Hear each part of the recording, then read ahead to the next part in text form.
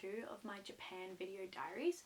The first part followed my time spent in Tokyo and Hakuba along with Anthea, and this video diary is now going to follow the second half of our trip, which was spent in Kyoto and Osaka. Just like in my video prior, I am going to be referring to my written journal that I kept whilst in Japan, just to help narrate our travels, as I was able to keep up pretty consistently with my journal. I'm going to be just picking up right where I left off, which was traveling from Hakuba to Kyoto. After a bus, Uber, and I believe about 4 or 5 trains, and finally one last Uber, we made it to our stay in Kyoto. Our first proper day in Kyoto was Valentine's Day, and we had a nice slow morning recovering from our long travel day the day prior, and we then ventured into the city to soak up the new sights. We took a chopsticks making lesson, which was super fun. We got to choose our type of wood and then even engrave it, and I just think it's a super cute souvenir to have for the trip.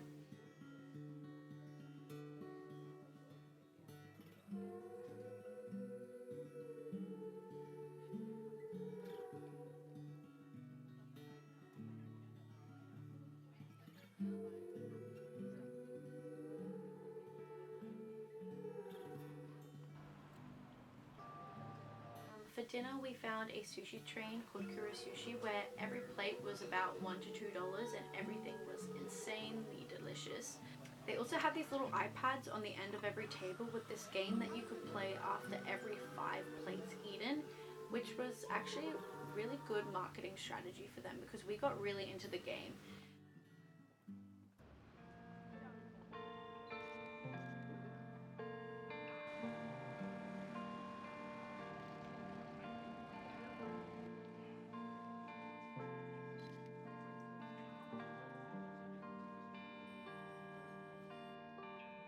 The next day we explored more of the city. I finally folded and bought a pair of tigers, which are so cute. I bought the white ballet flats with the white straps. I don't think I really filmed too much of that day. However, in the late afternoon we climbed the Kiyomizu Terra temple, only to discover it was closed. I think this day was closed due to a public holiday from memory. One of the best experiences we had in Japan was renting out bikes to ride around the city. We were super lucky to have a bike hire shop right next to our hotel, and we just found biking to be a lot more convenient than the buses, which were always super crowded. I think it made us come across more interesting places that we wouldn't have found if we were just taking public transport everywhere.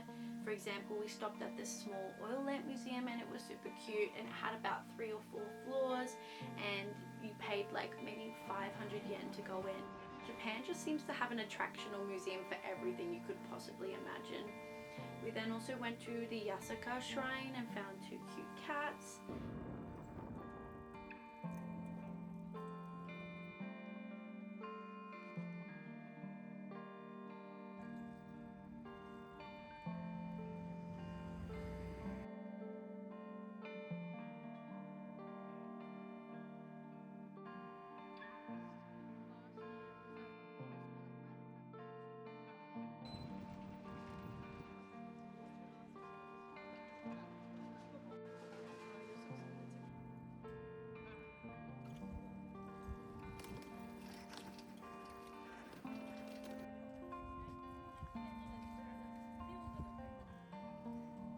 We had another half a day of the bikes. We made the most of them. We had a delicious breakfast at this Mexican restaurant, which was right across from the Niho Palace. It was a super impressive castle and the gardens were very gorgeous. I loved the trees.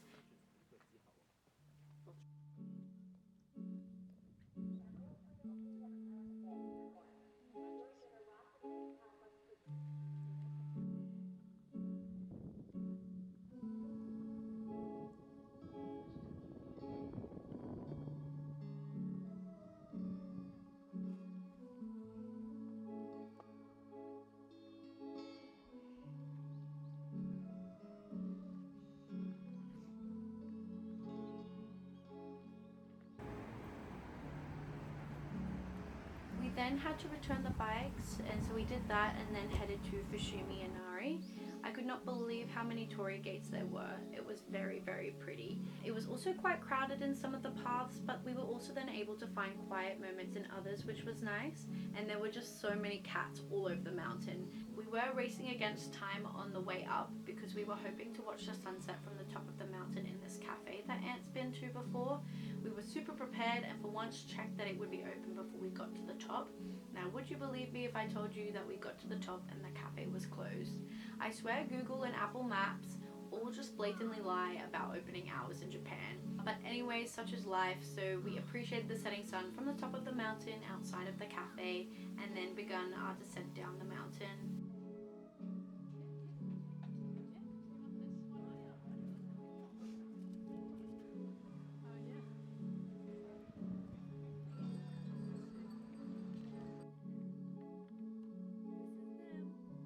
They're little foxes, and then we're going to pull out the bottom to reveal our fortune. 3, 2, 1.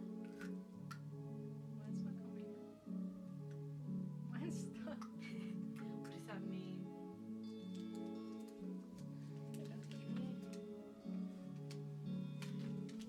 Should I read mine first? Yeah. Okay, number 42. Luck. Ooh, close. Number 43. Good luck. No way. The 18th of February was one of our favorite days. I actually had an interview for an internship early in the morning, and those who know what happened in part 1 of my video diary know how important it was for me to have a successful interview this time around. Anthea surprised me by taking us to the most special music box museum. We got to observe the evolution of music boxes and really get to see the immense detailing that goes into the construction of them. We even got to see the first ever music box made in 1796 in Switzerland, and it was so small it looked more like a piece of jewelry than a music box. But the staff was so incredibly kind and gave Ant and I an immersive private tour of the collection and even performed a concert for us. It really made me reflect on the beautiful things that humans have been able to make by hand, and also just so long ago. The craftsmanship for each music box was hand carved and incredibly detailed. It was all so impressive. They played a polyphone music box which played Somewhere Over the Rainbow, and my eyes just welled up with tears straight away. Thank you, Ant, for taking us there. I'd say this museum is the biggest recommendation I have from my entire trip to Japan. It's called the Kyoto Arashiyama Ojo Museum. I'll put that name on the screen. Ant and I have a newfound love and appreciation for music boxes. It was a smaller size museum, but we spent about 3 hours in there just soaking up the utter magnificence of it all.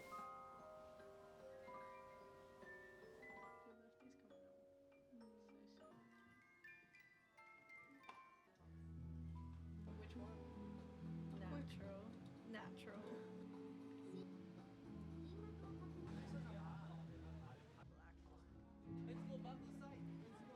Follow these guys.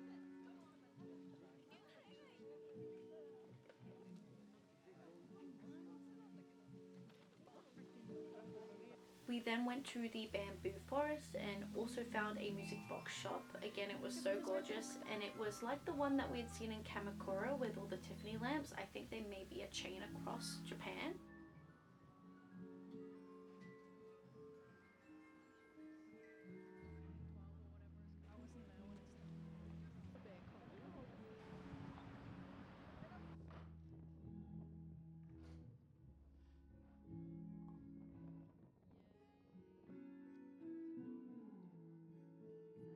After that, we then went to the monkey park where we got to watch and feed hundreds of monkeys roaming freely around the mountain.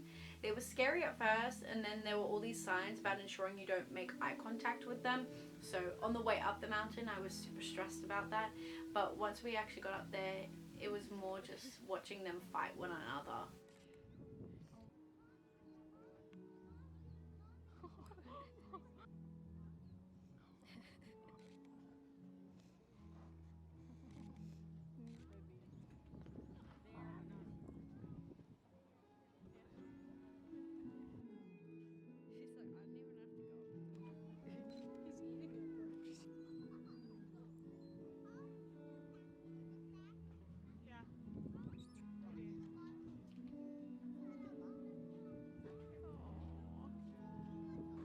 We also got to feed them with peanuts and apple slices, and there was a little baby monkey which was super cute. Oh my god. Oh, his hand's so soft. What a little princess you are. New Zealand.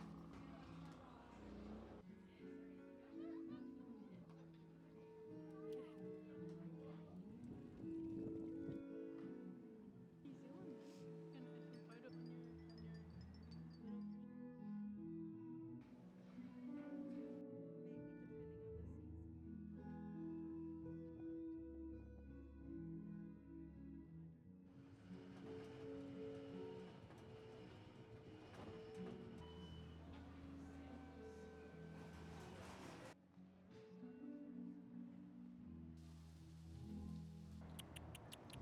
Hello. On the way from Kyoto to Osaka, we had a pit stop in Nara Deer Park. We spent the entire day just strolling around Nara and feeding the deer. We also spent a lot of that time escaping from them. Poor Anthea was chased a lot and I almost got choked to death when one of them got a hold of my scarf. But I felt like the entire day I was just laughing and peeing my pants.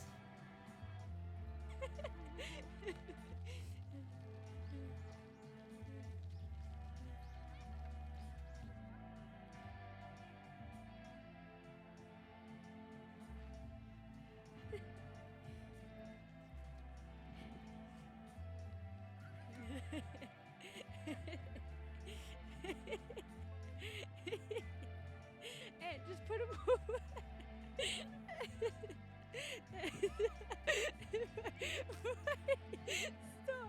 Stop, wait. It's okay. It's okay. It's okay.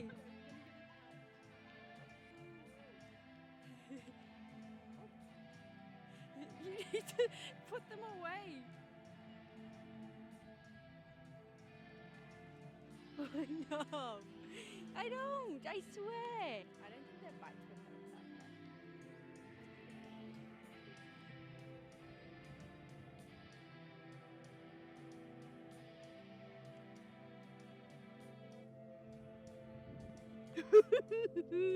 No.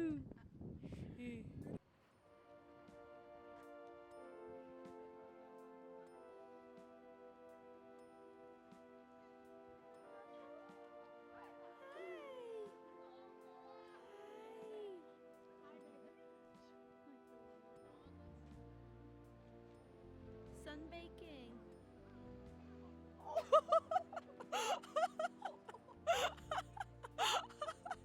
I saw that happen in real time. I'm so glad it doesn't have horns.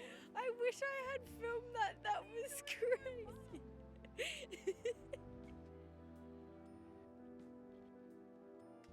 Whatever, it's like this.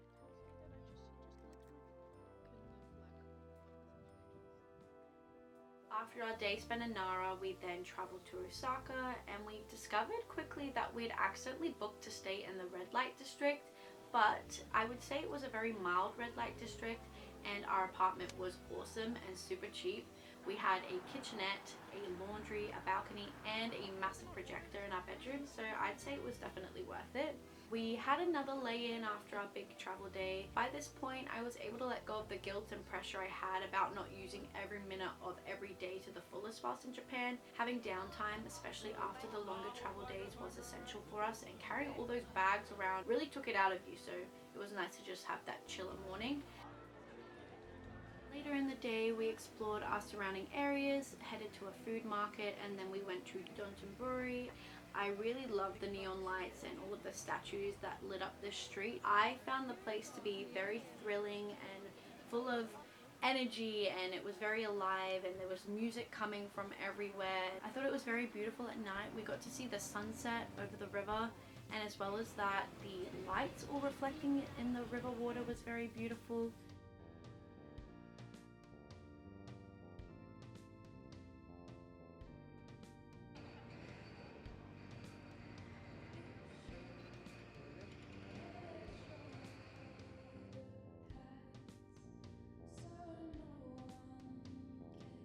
And then we made the dreadful and regretful and traumatic decision direct quote from my journal, to go on the Don Quixote Ferris wheel. If the Music Box Museum was my highest recommendation, this wheel was my lowest. It made these insane creaky and groaning sounds when we rode it, and I genuinely thought it was our time. I'm also scared of heights, so look, it definitely didn't help, but it was a very scary experience. We found another Kura Sushi and we went back there for dinner, of course.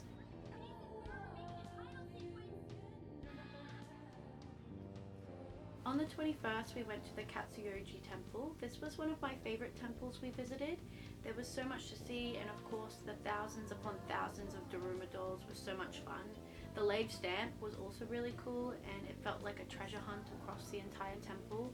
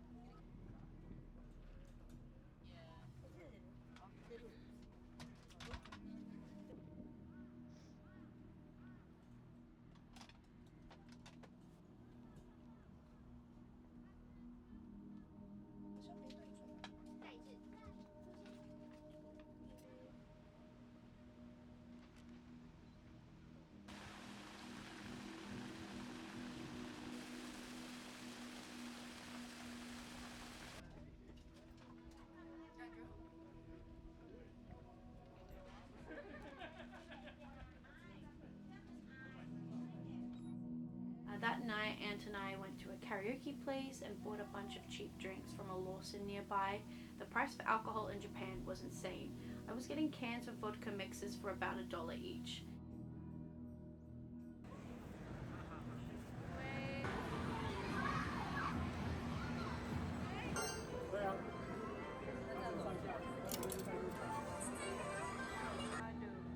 Had a random shopping day on the 22nd, and I didn't really take too much content that day, just kind of took some videos on my phone.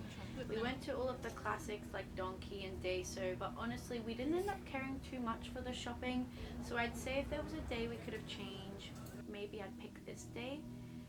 But we did have a very awesome Indian dinner that night from a place near our hotel.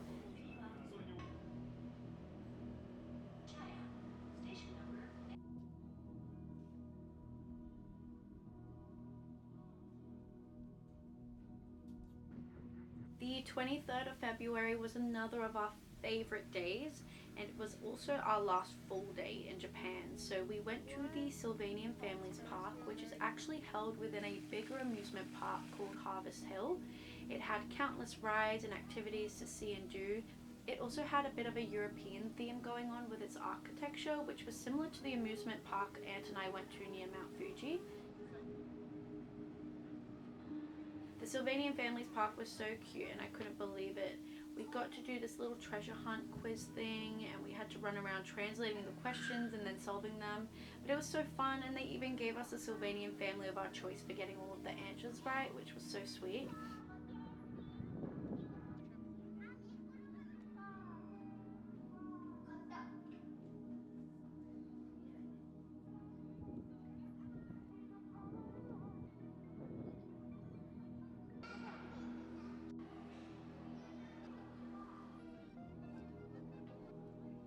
Ant and I went crazy in the gift shop as usual.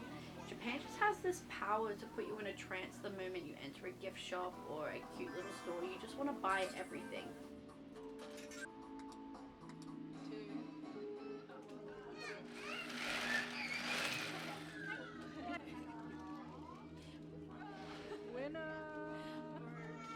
I spun the thing and I kept getting it wrong. I was spinning it with I saw you. I was gonna go tell you, but then I let you like figure it out. You spun it so fast the wrong way.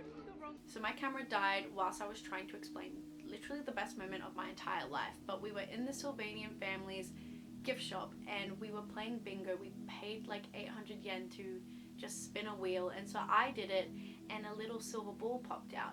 But because we couldn't read any of the signs that were in Japanese, we didn't know what color ball meant what prize. So the silver ball popped out and I kind of just looked at it, and then all of a sudden the lady behind the counter is ringing a bell and everyone in the store is clapping, and I'm just looking around in shock, and I'm like looking at it like, what is going on?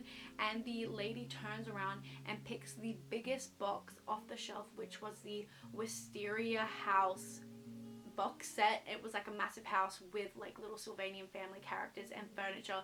Like, it comes furnished, and she's just giving it to me, and it was so surreal. I was on cloud 9 though. I was so excited. I just felt like I was on the highest high of my life in that moment, because I felt like we had hit a little streak of misfortune in Japan, with places being closed or aunt's phone breaking.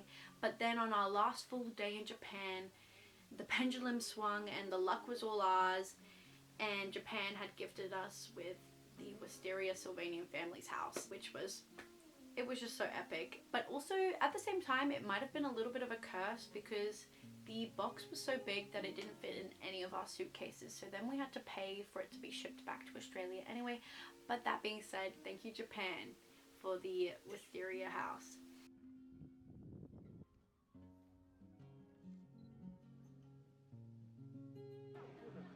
On the way home, we stopped by the Hitachi Tower and found another awesome street of lit up statues and neon lights.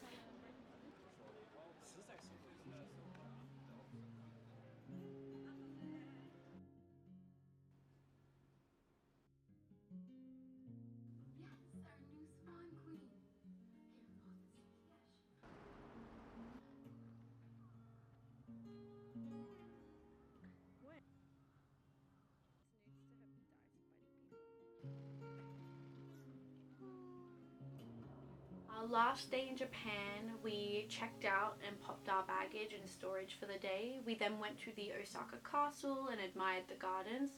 There was also this adorable couple that performed a show out the front of the castle, and it was super impressive. They had all these different tricks up their sleeves and it felt very circus inspired.